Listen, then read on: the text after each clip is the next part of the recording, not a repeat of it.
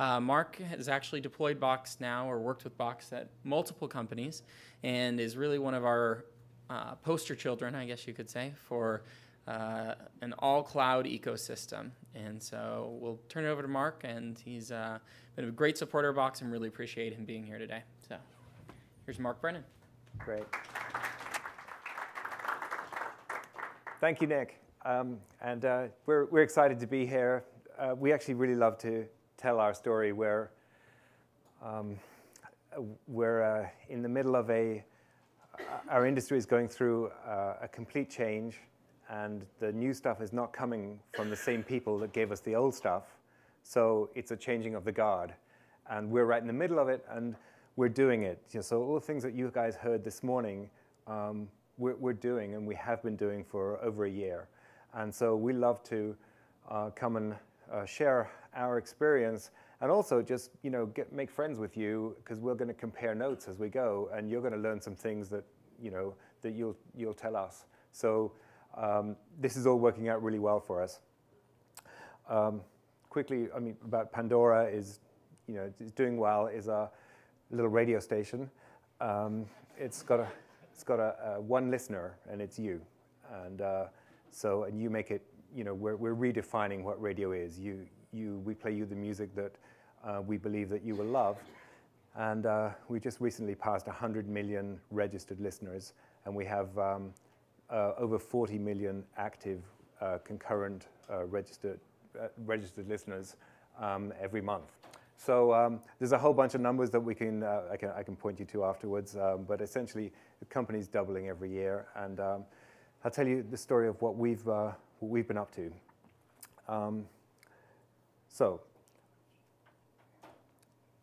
Essentially, I joined the company a year and not quite a year and a half ago, and quickly put a small team together. We basically found ourselves on board a fast-moving vehicle. We're doubling every year, and the engineering team was doing a terrific job with the product and with the service, and internally there was nothing. There was a Salesforce implementation, there was email, and there were file servers everywhere, and there was very little infrastructure of any kind. So needless to say, one of the first things we did was put in a whole bunch of solutions. So I actually have permission from Nick today to talk about all the other things that we're doing. Clearly, we're very happy customers of Box.net, but we'll also tell you about the rest of the ecosystem and how it's working out for us.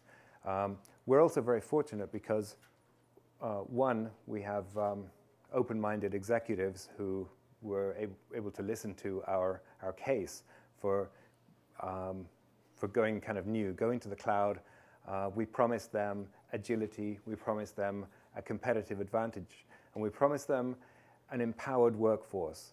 And they didn't really care whether it was going to be in the cloud or some other way. That's not the point. The point is that we promised them an empowered workforce. And that's, I think, what you heard this morning from Ted and from Jeffrey Moore.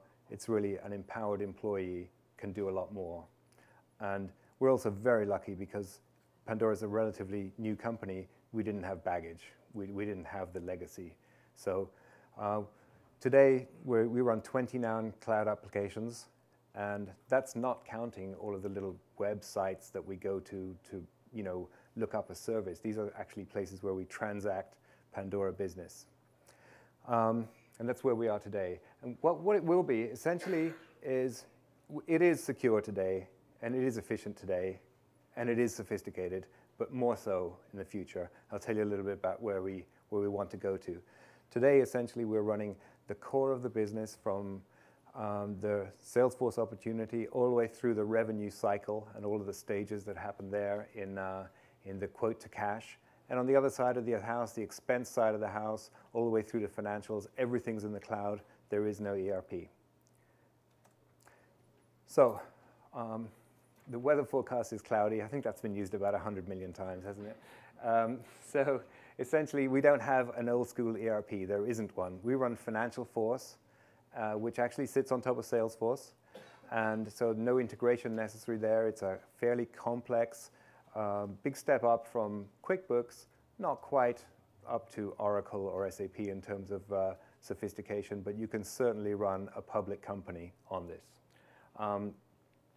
We're essentially, we run Agile, Scrum, of course. Everything that we do is a 1-month sprint. Actually, some of us think that 1 month is kind of long, but we don't run projects that last longer than a month. Essentially, if it's going to take us 2 sprints to get there, then it takes us 2 sprints, and we ship you something at the end of that sprint.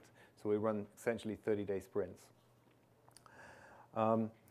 We promised flexibility to the management of particularly sales. You know, no matter how fast we are, the demand from the business at a company that's doubling every year is going to outpace us. So we will always have a backlog, but we want the backlog to be not growing, and we basically want to be working on the most important stuff.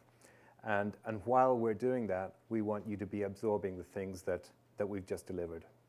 So this is really, you know, this is not quite as easy as it sounds on the brochure when you first read it, but essentially we are quite successful in doing this, and I'm very happy to take questions at the end in terms of what are the difficulties that we've run into.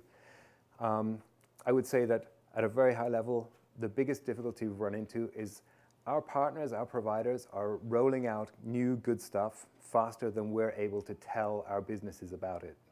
And so I couldn't even tell you every use case that we're using Box.net for today. There are probably some things happening that my team doesn't even know about that are really cool and new and exciting, and we just go, they'll tell us about it next week. So the other thing we wanted to tell you, I'll show you a little bit of, I'll show you a picture of our ecosystem from a couple of different angles. But you know, the easy part of this is you can go to the CFO, get their checkbook, and sign up for 30 services. You can do that really easily. It's really not difficult at all. The barriers to entry are lower than ever.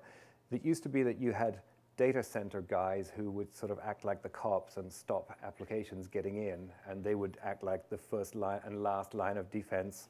And in the really old days, people would try to buy some small apps and put them in a box under a desk, and then they'd get caught, and then they'd get thrown out.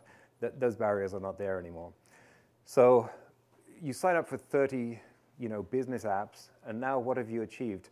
Probably not very much. You've probably just created confusion, and you've created a lot of overlapping solutions. So you must have a strategy. You must know what problems are you out to solve, and how are you going to solve them, and what's your, as an IT group, what is your value add? Because now, you know, the head of marketing can go out and buy 5 more apps, and so can the head of sales, and so can the finance people, and they could actually, we could write ourselves out of a job, and some of that is actually what we intend to do in a way, ironically.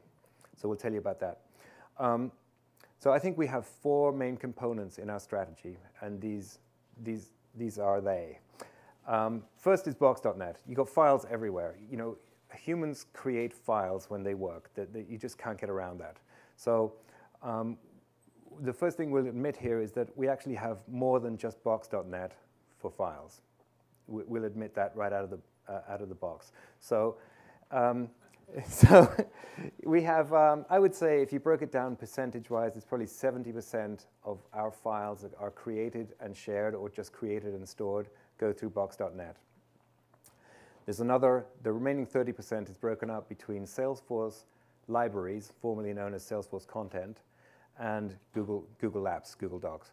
The other 2 use cases are very specific. If you are attaching a document that's related to a Salesforce opportunity, therefore, and it's closed won, it's going to go through the quote-to-cash cycle, attach it to Salesforce. It'll follow it through the lifestyle, the entire life cycle, and it'll be available 1 click away, a year from now, 2 years from now, when you want to look back at that opportunity. Fairly easy case. The other one is if you're just creating a list of people, or a list of issues, or a list of, you know, bugs, and it's just a temporary life, you know, short life file, do it in Google. Do a Google spreadsheet. It's the easiest thing. It's live. You don't even need a WebEx when there's somebody in New York and somebody else in New Delhi actually editing the file at the same time. So that's one strategy, is files everywhere, solve that problem. I've talked a little bit about best of breed. Anybody can go and sign up for an application, even though we have a kind of a vendor onboarding kind of best practice. We're not stopping you from signing up for a new service. We use SnapLogic to, you must integrate these solutions, you must. You must not create a customer here and a customer there, or a price book entry here and one over there without them being connected. We use SnapLogic to connect up the core workflow that jumps from app to app around our company. We also use good data to pull data from various different sources.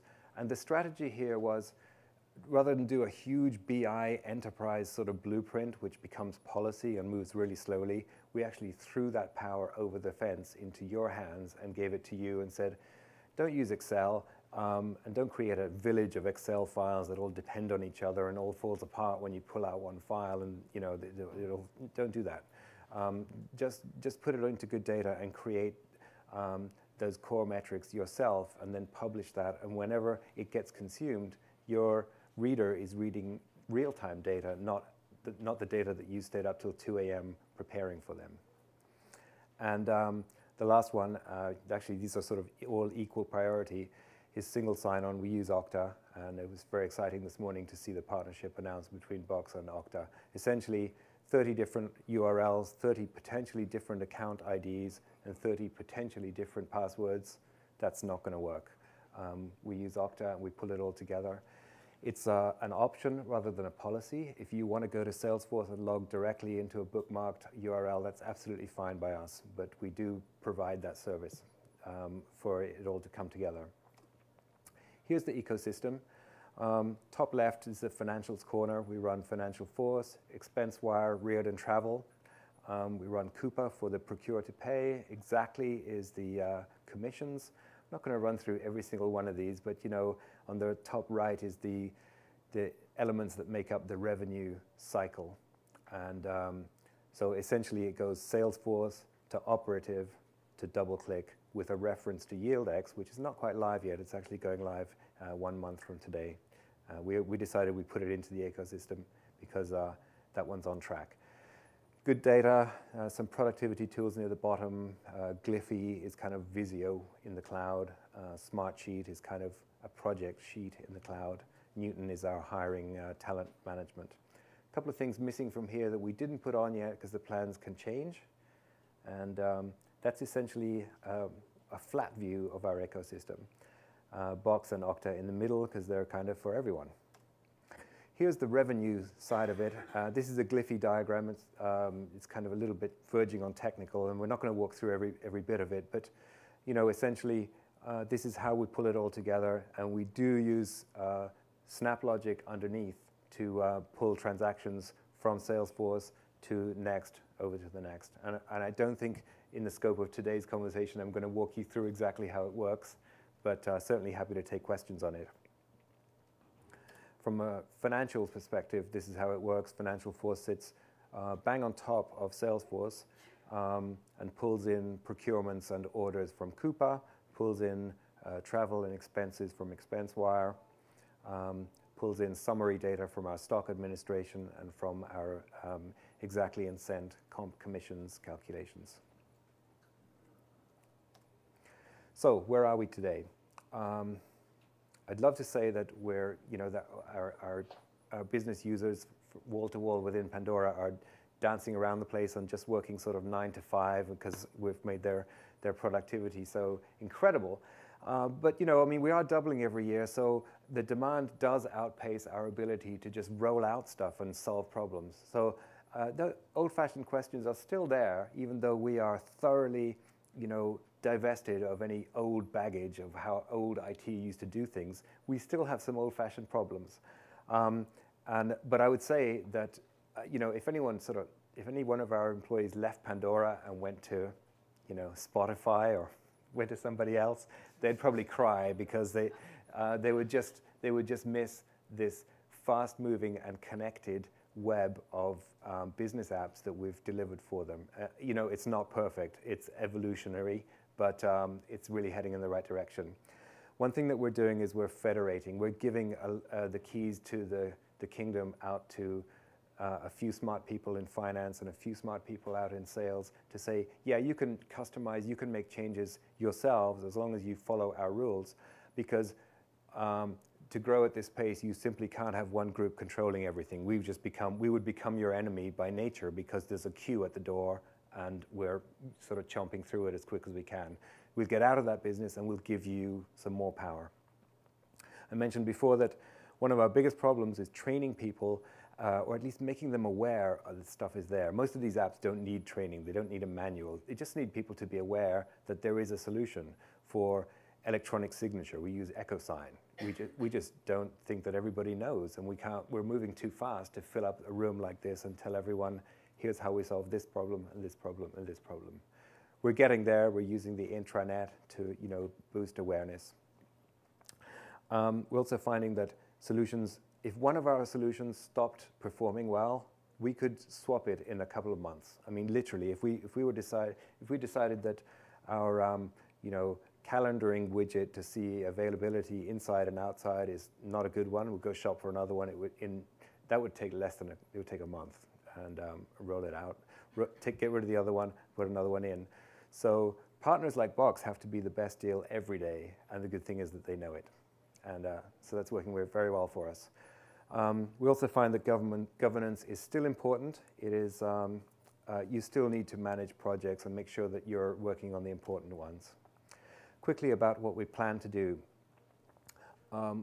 We want a new employee to arrive Monday morning and be provisioned the right roles and the right access before 9 a.m. on Monday for every app that they're going to get. It's kind of manual today. We're kind of figuring it out. We want this to be completely predictive and figured out for them. Okta is a good help there. Box is also a good help. But we want to make this much more deterministic. Portals, we're putting portals out to customers for several fairly important tasks. And actually, advertisers are putting portals our way, and we think that this is expanding. And pretty soon, the portals will connect to the portals, and we can just, I don't know. But we are actually working on some very exciting functions that would allow customers to reach deep inside of our data, view things, approve things, agree with things, and then leave. And essentially, I mean, we are becoming a social enterprise. The things that you're hearing about today, and back if anyone was at Dreamforce a little while ago, we are allowing customers to reach fairly deep inside our organization, and we are reaching actually quite far out into our listenership for profile-type intelligence. And a lot could be talked about that in a separate session. And I think that now that's really our story, and we wanted to open it up to questions to you. Yes? Do you have a policy or a guideline how to guide users towards using libraries or Cheddar upload versus Box? Yes, good question. So do we have a policy for which content solution to use or which sharing solution to use? No, we have a guideline which we explain to new hires and we put up on our wiki/intranet. And but we decided a long time ago that options are better than policies, except where policies must exist. You can't get paid on an expense report that you didn't put through ExpenseWire, but you can put a file on Salesforce content instead of Box if you think that's a better idea. But the guideline kind of says if it's quote to cash related, put it into, if it attaches to the opportunity, then do that. Otherwise, it's Box. Yeah. To kind of piggyback on that question, organizational culture is oftentimes a big barrier to adoption.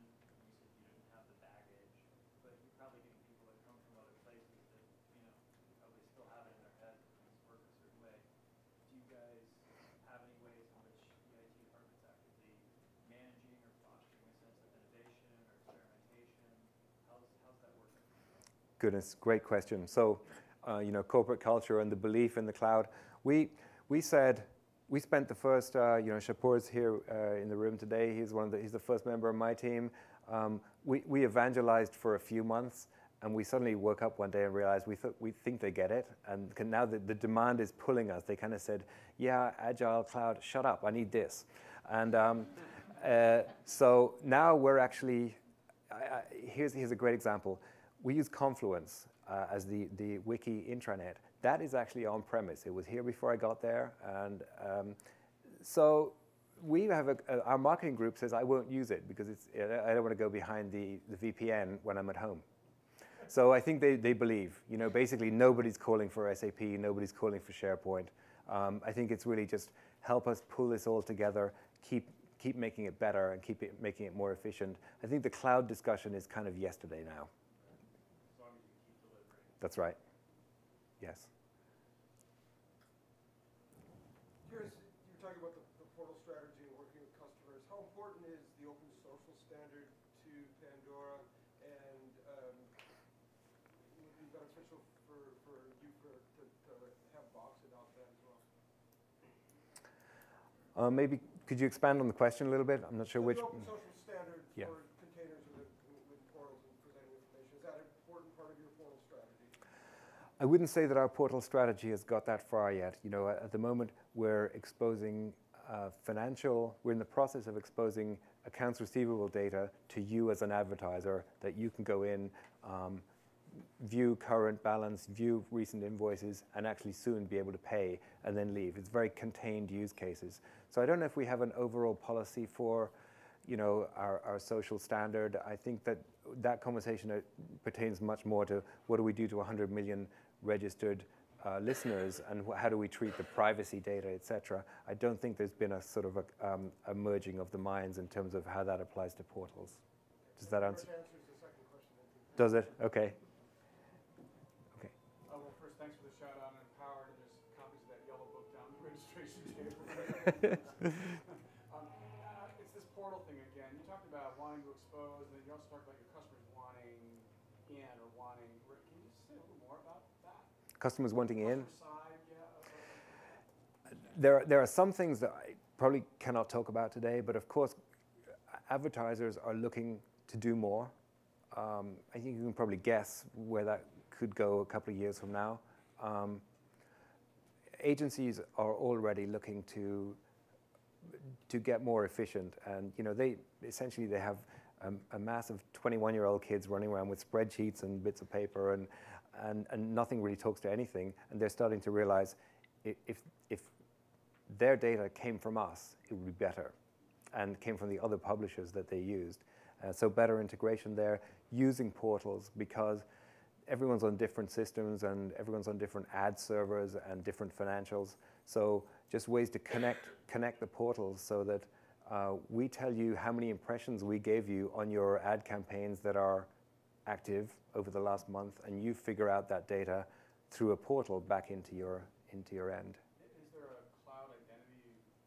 There is. The IAB, the Interactive Advertising Bureau, is working on stuff, but they're, quite honestly, it's a little bit like the United Nations. It's going to go slow. And so it's good stuff, but it's not for next week. And everything else in our cloud is for next week. So there's a little mismatch there. So culture is everything, right? The adoption of your users inside. You mentioned that you train them when they come in. How much time, if at all, you spend after that? And do you identify champions in different departments or groups, and you train them? How does your post-onboarding training go, and how much time you spend doing that? Great question. Here's the diving board. Here's a Monday morning sort of introduction to how it all works, and now jump.